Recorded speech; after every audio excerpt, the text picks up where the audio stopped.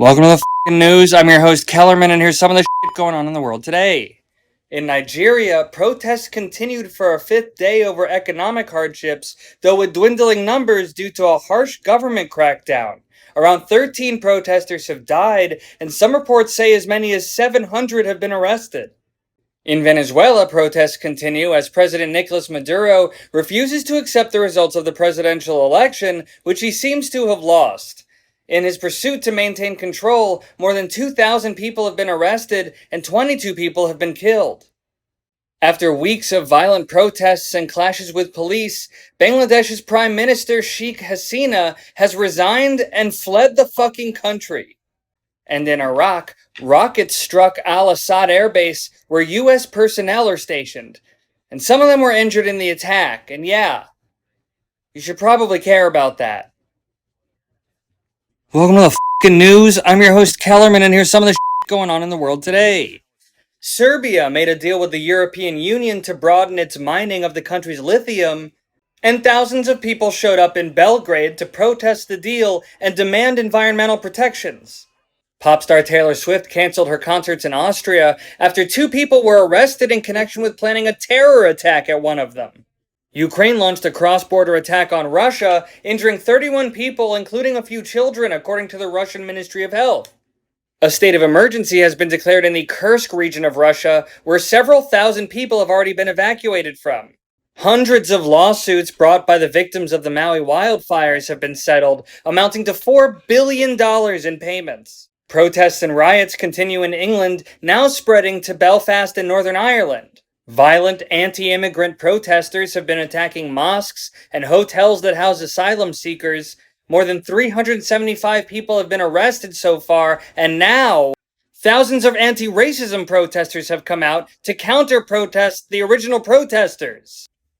Welcome to the news. I'm your host, Kellerman, and here's some of the going on in the world today. In Bangladesh, after the previous prime minister fled the country, Muhammad Yunus has been sworn in as the country's interim government leader. Most gatherings are celebration now, but protests still continue, focusing on government and law reform, and some of the unrest has turned into violence against the Hindu population. In the United States, Hurricane Debbie has been downgraded to a tropical depression after slamming through Florida and Georgia earlier this week.